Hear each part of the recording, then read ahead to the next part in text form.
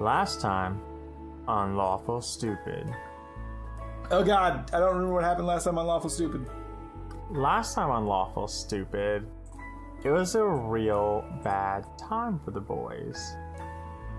And at the airing of this, you will have already heard Rowan making his pact with Wen. And our boy Kristoff, while frozen by Wen, has an adventure of his own. Ooh. I'm alone, by the way. Anybody who doesn't know. I'm super alone right now. Just me and Dwayne.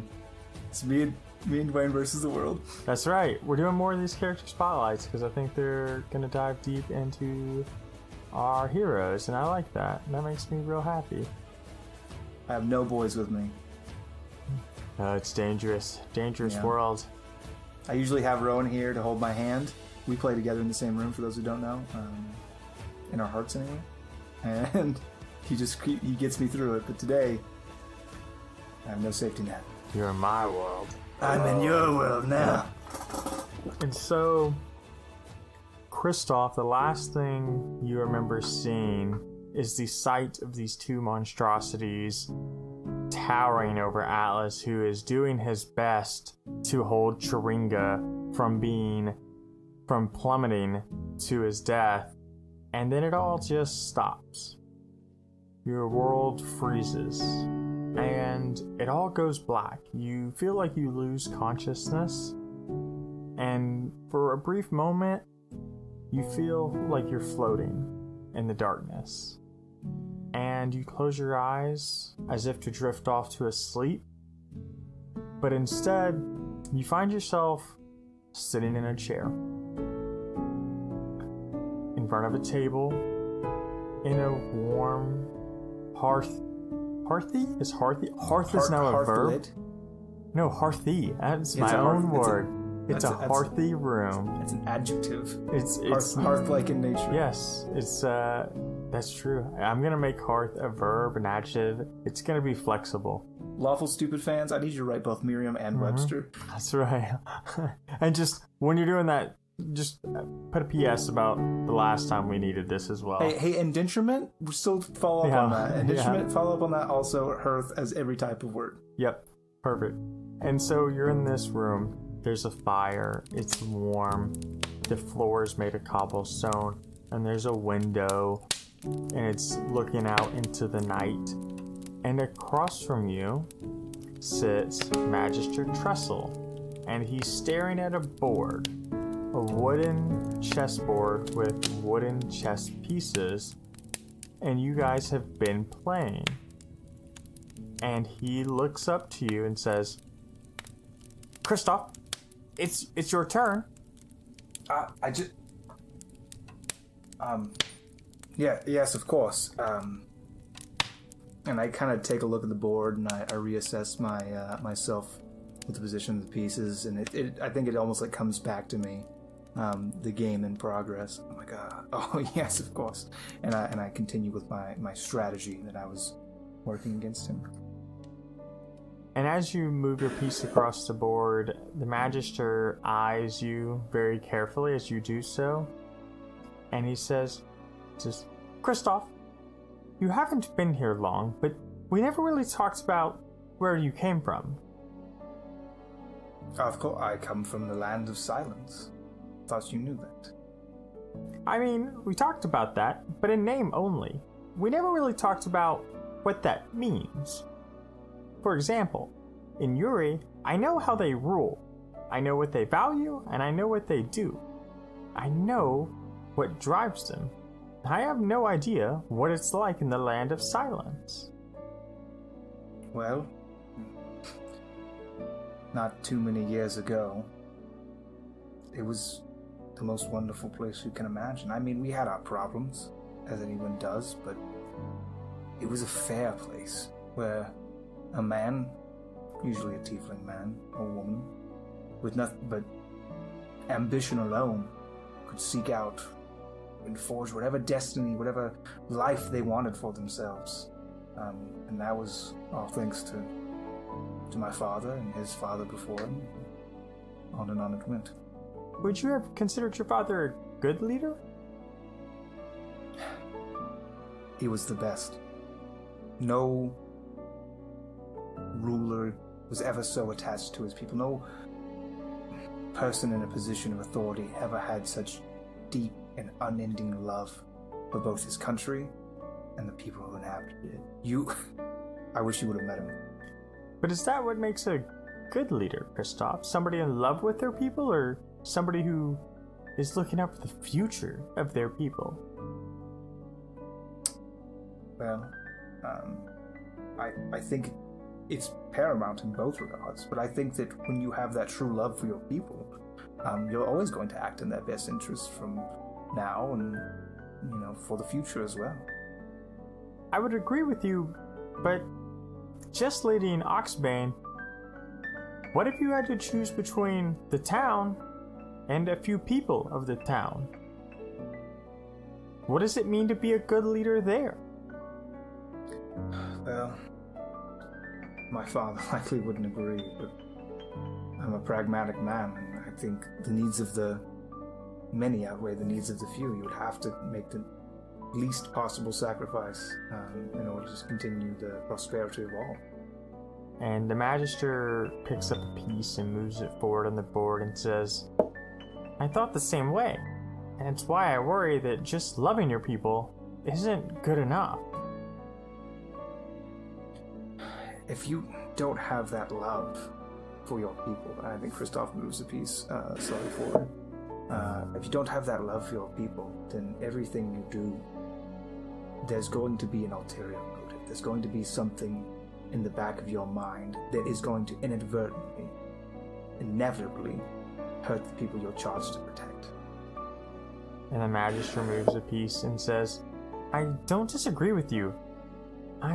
I think it's necessary for a good leader to love their people, but I just can't see that being the primary factor. There's too many things, too many hard decisions. Yes, there are. There are hard decisions, but we can make those decisions much simpler if we take them down to the basis elements. I mean, listen, there's no leader that hasn't lost sleep over the decisions they made out of the lives that they've inadvertently ended. But you sleep a bit more soundly when you know that you truly did your best for your people. And he looks up at you and he says, Kristoff, what decisions have you made that you've lost sleep over? And when you say that, or when he says that, the room changes. It swirls and it shifts almost imperceptibly to Kristoff. And now you're no longer in a cottage, rustic style room. You're in a lavish room. It's filled with gold trimmings and silver trinkets, and you're sitting at a beautiful table, and instead of a wooden board, it's more of a stone marble board with pieces carved of wood from your homeland, trees native only to silence.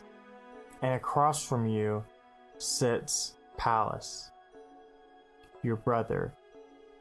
His strong jaw but thin face, and a much lighter skinned tiefling compared to you or your father, and a game that you were winning against the Magister, you're now losing, and you feel like you're not even sure what the rules to this game you're playing are.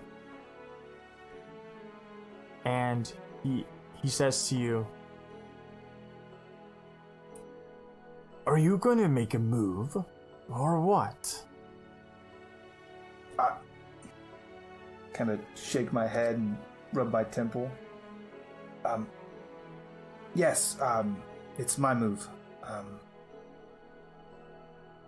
It's not a surprise that Father puts me in charge, if that's how you're going to be playing a game, brother. Father puts you in charge of nothing, Pallas. I feel like he puts me in charge of everything. No, you usurped me. You're a usurper. Ah, brother, these delusions, they're not healthy. You should take more of your medicine. And move your piece. I don't have all day. Kristoff kind of just, I think, moves in peace. I think that he's not really sure what's going on. And he just picks a piece and moves. Maybe not even the way the piece moves. Well, so you move this piece and Palace sneers. And he says, you can't win if you don't move the right pieces, brother. And he shifts the piece back. You can't do that. Yes, of course. Court rules. I pick up another piece and move. Yeah. And he says, Kristoff, if you're going to stay in the courts, you're going to need to get on board with the way the regime's going. We're going to have to make some hard decisions, brother. Like what? We don't have enough food for everyone outside of the walls. Not right now, anyways. Brother, we just had a huge feast for those ambassadors from Yori. I mean, it was lavish. Half of it went to waste. That kind of proves my point. We don't have as much food as we should have to do something like that. But the value outweighs itself. Having a relationship with Yuri could prove quite profitable for the kingdom. The thing that profits our kingdom is when people can sweat and bleed and toil for it. When people are capable of working and they can't do that if we don't have food. We must ration, brother. You know this. Oh, they will bleed and sweat for the kingdom, brother. They just may have to do it with emptier bellies while we get things back in order. And as he says this, he takes a swig of wine and eats some fresh grapes. Palace, this isn't you. We grew up together. You always cared for the people, the servant, the gardener. We always took care of our own. It's the same thing with our kingdom now, brother. We're adults. And look at you. You're eating grapes. You're drinking fine wine. It's the luxuries of royalty, brother. You must understand. It's our people would be nothing without us. And so we must keep strong minds and wet lips in order to make the right decisions. No, that's not what Father taught us. If someone should go hungry, we should go hungry first. We must suffer for our people. If there's a shortage, then we suffer just as badly as they do. We are not common men. But that's exactly why we must hold ourselves to a higher standard. And as you say that, he moves a piece across the board quite aggressively, and he says, I don't think Father knew quite as much as he let on, brother. That's probably why he's no longer with us.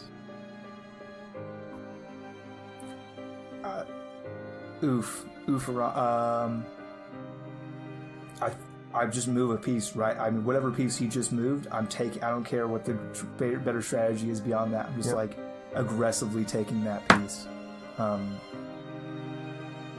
Brother, Father was the greatest ruler we've seen in silence in our, albeit short, history. How can you say these things about him? It probably has a lot to do with what I know now. being king.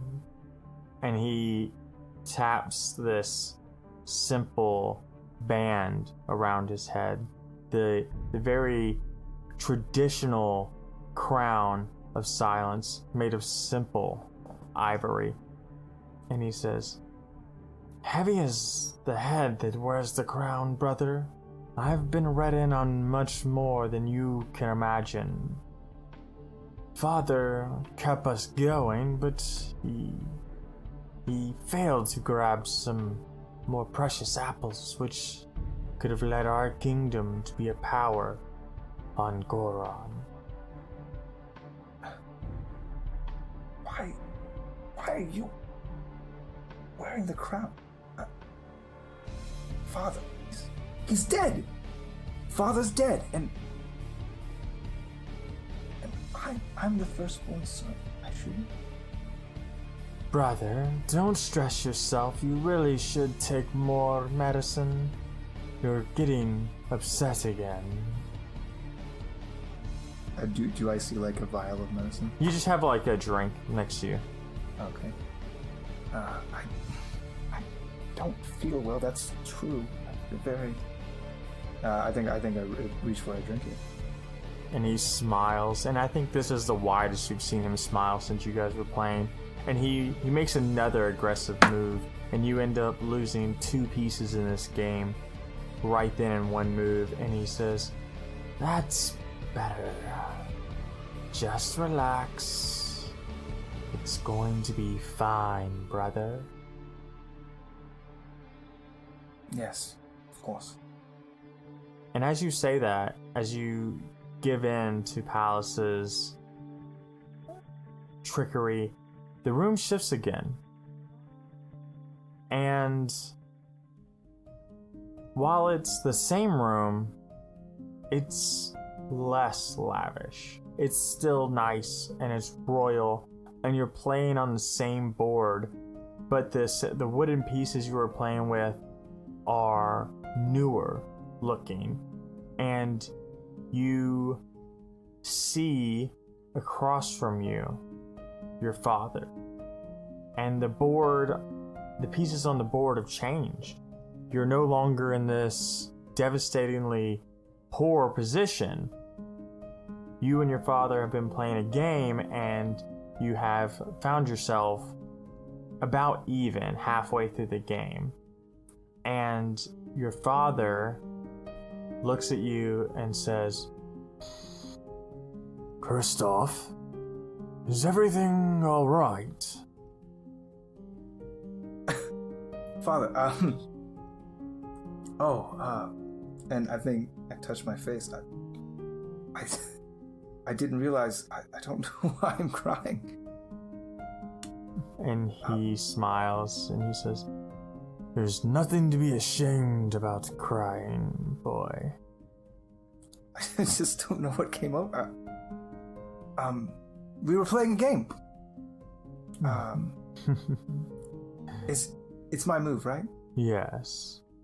Okay. Try this on for silence. I move people. And so as you move, he takes a drink from this silver goblet, and when you look at him do that, you see a reflection. And you see a Kristoff a decade younger than the Kristoff you're used to seeing. And when he sets it back down, he smiles and says, "That's a good move. You're learning from your old..." Yes. "Kristoff, it won't be long. It will be a shorter time than you know." And he kind of adjusts his collar and says, "Before it's you wearing this crown, leading our people,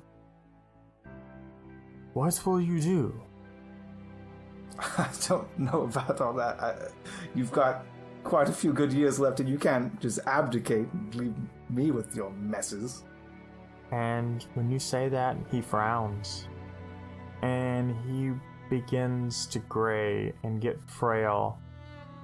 And your memories of the dethroning return full force. And he looks at you with these sunken eyes and says, "You left."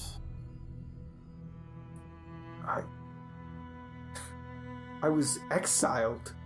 Palace! He did this. I was never sick. You were the one who was sick, and he took advantage of that. You left and never went back. What could I have done? He turned the people against me, the very lifeblood of our kingdom. Sided with him. He said horrible things about Mother, and... What did I always tell you about our people, boy? That we love them, even when they won't love us back. You weren't there. I didn't know what to do, and you weren't there. And the whole world came crashing. Everything that I knew was taken from me. And he looks down at the board and he says, "We played this game time and time again, and we talked of policy and foreign powers and diplomacy. I spent my time training you, not your brother, and you walked away. You betrayed your country, Kristoff." My country betrayed me! And he kind of, he turns his head to the left and kind of backs down from that. And then he returns and says, "But what does that say about you? What does that say about your love? That their betrayal is enough to waver it?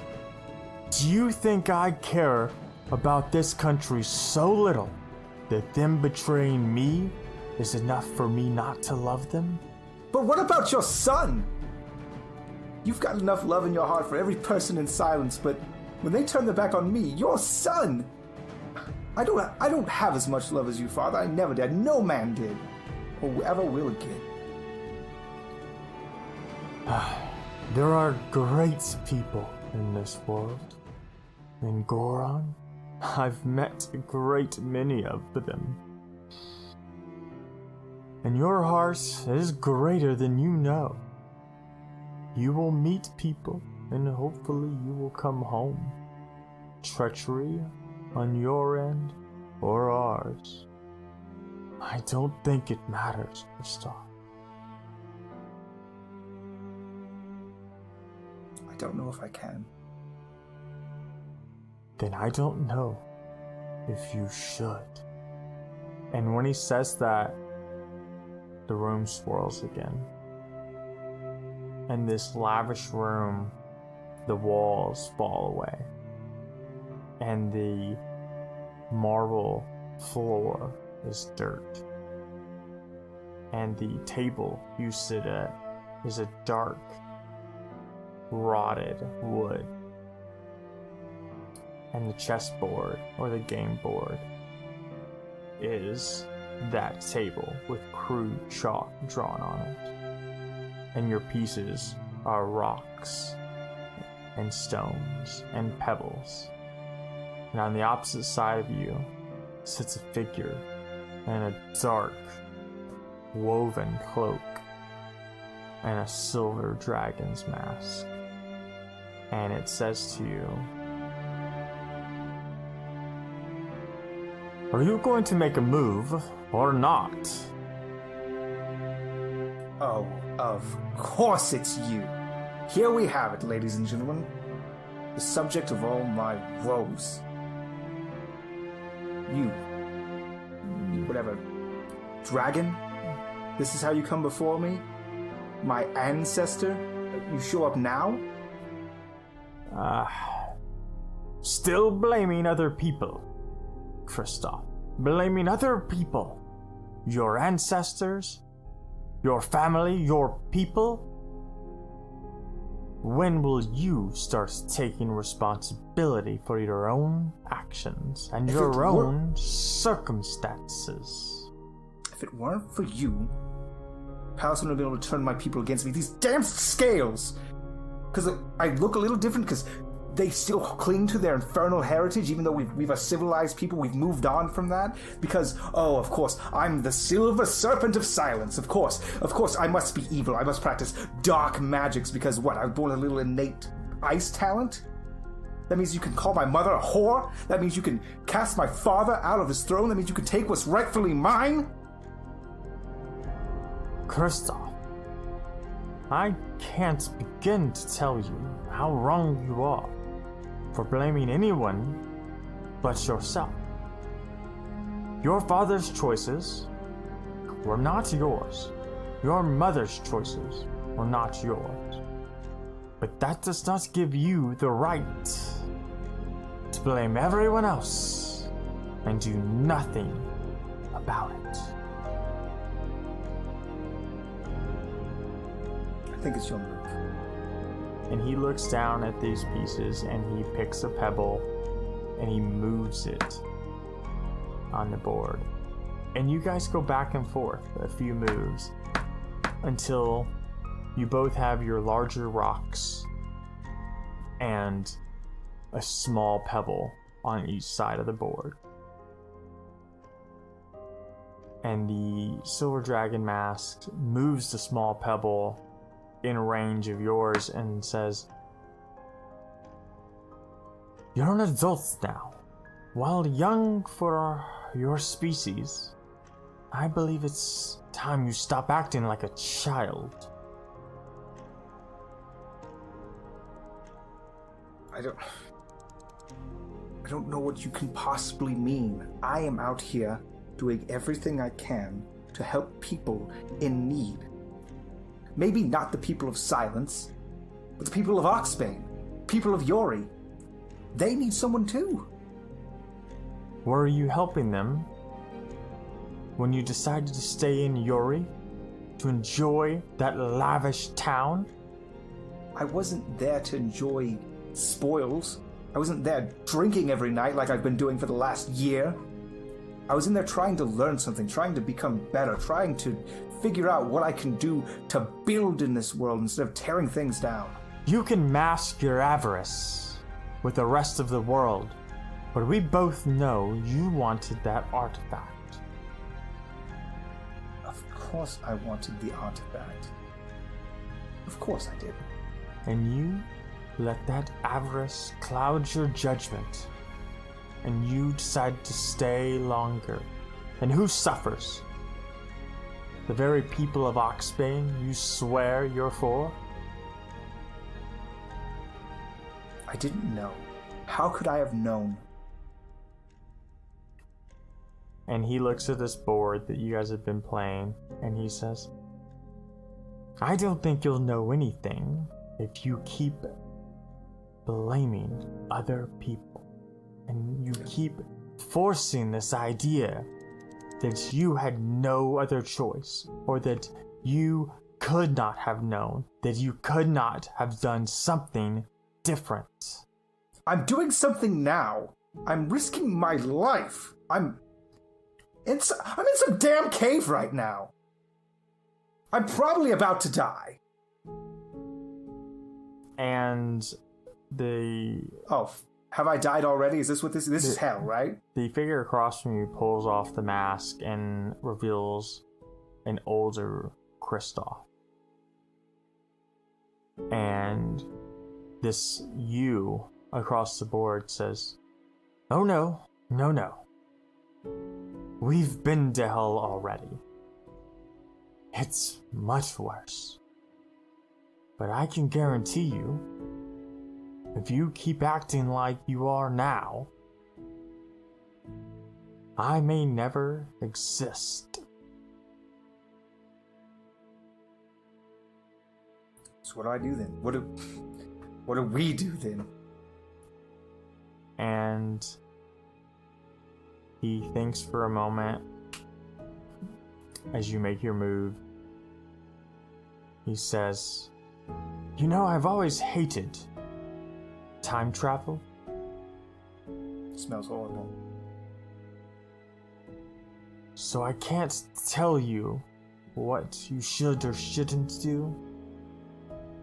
I just know that if you continue on not taking some personal responsibility in this world, we won't last, and silence won't last." Silence. I can't give up on it. It's my home. But I can't do any good anywhere else if I'm always dwelling on the past. What was it that Father always told us? To love the people. He didn't just mean the people of silence. But it's my home.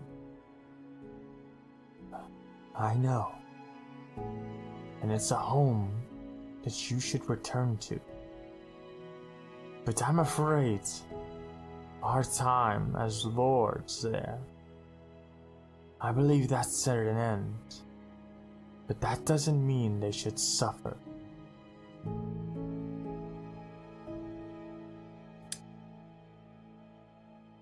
I look at the board, and we've kind of been going back and forth, I think. Kind of both playing a more defensive game. Not really, I mean, it's limited moves, not really any way to move forward. But I move my pawn forward and threaten his king, and in doing so, sacrifice my own.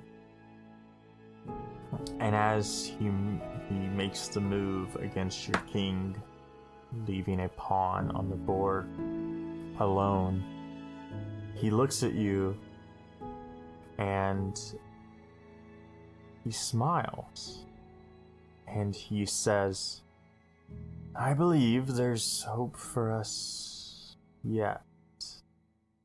And he fades away. And this world around you that has been a bleak, barren world, you see on the board by the pawn a crack form, and a small green tendril begin to grow.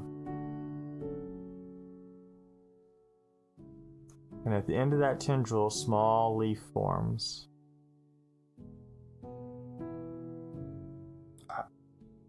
I observe it.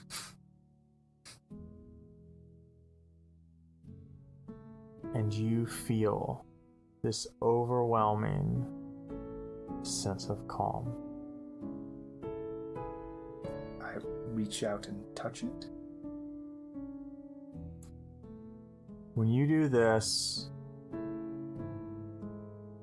all these memories, the Magister, Palace, your father, and you, they all come slamming back all at once, as if reliving it.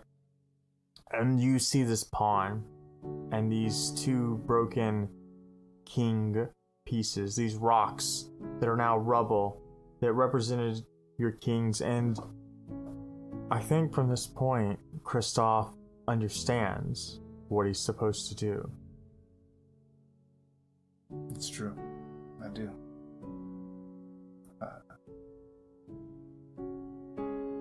Yeah. And as that enlightenment, that thought, this experience, this change in his world occurs, it shakes him. And the world, in order to destroy the enemy king, I have to give up my own crown. And only in doing so will I be able to spare the pawn. the world around you begins to fade, and as it's doing so and you're falling backwards, you see this image of Atlas and Rowan in the distance, and they're waving you over, and you feel compelled to run, but your legs don't move, and you see a copy of yourself heading towards him, and he has in his hand a simple ivory band, and he looks at his friends, and he looks back, and he throws the band down and runs to join Atlas and Rowan. And that's where we're gonna end this episode. I got goosebumps. That was pretty good. Oof. Those are much harder episodes to play, listeners, because they're very serious. That's not our default at all, but no, I absolutely love everything about it. Dude, hope you enjoyed it. Yeah, we hope you enjoy these. We really want to hear feedback on them because we're putting a lot of heart and soul in these episodes. And I know that both Rowan and Atlas and Kristoff are putting a lot of thought and a lot of heart in these. Yeah, like, to be honest, I've put so much of myself into this particular episode that if you don't like it, just don't tell me. Right? It's bonus content. It's not a regular release. If you don't like it, just skip it. If you do like it, tell me. But if you don't, just like keep it to yourself, please. It'll hurt me. It'll hurt me in my heart. Super deep. I can't. If somebody's like 2 stars, fucking noob, I will not be able to show my face. Give me more Atlas. That's what the people want. That's what the people want. To them. Yeah. So hey, thanks for listening, and we really hope you like these bonus episodes. We also want to say that if you're not in our Discord, you absolutely should be. It's amazing. If you're listening to this right now and you go to our website, lawfulstupid.org, and you click the little button that I made, and it says join us on Discord, if you click that button, I'm there waiting for you with an imaginary free drink in hand. Like, hey, welcome to the club. I'm like, right now, Jacob, listening? Go click it right now and I'll be there. Whisper my name and I shall be there. Yeah, it's great. We're working on some other, ideas about Atlas's mom and doing a book of recipes. Shane is running a campaign with listeners. Yeah, we're just in there having a great time playing D&D. We've played 2 games so far in the last week. So whenever I'm bored and the boys can't play with me, I'll be like, hey guys, who wants to play D&D in Shane's campaign world? And you can do that. And it's super fun. It's really great because it's really helped our fans really become the babysitter for Shane. And it's really helped us as a group. Takes the load off it does. Dwayne and Alex and Devin, because they don't have to keep up my coin. Okay guys, but seriously, what if you did a brute fighter and then you took the tavern brawler fee and then you hit a motherfucker with another motherfucker? No, we gotta test it out right now. Come on, play with me. Yeah, no, it's good. So yeah, go to our website and join our Discord for us. Do it. And also, we don't tag this one enough. You should, if you liked us, please rate us on iTunes. That does wonders for us for some reason. Super. And if you're not on iTunes, I don't have an iPad device and I can't get on iTunes, that's fine. Whatever you're listening to this on, rate us on that, or leave a comment, or if any interaction you have with the actual podcast thing you listen to itself, puts us higher in at least those guys list directory. Is that right? I mean, yeah. Yeah, when you Rankings, Google Dungeons and Dragons, when you search Dungeons and Dragons, instead of being 58th down, which we are, will be 4th down, and that will help expose new fans, and it helps us out, and we get to share it with more people, and that's good. It's great. Well, thanks so much for listening, guys. I think that's enough, but we're just gonna say bye. Goodbye.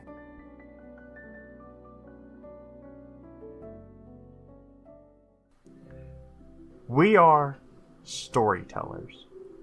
We are creators. We are gamers. We are dreamers. We are players. We are players. We are players. We are DMs. We are nerdsmith.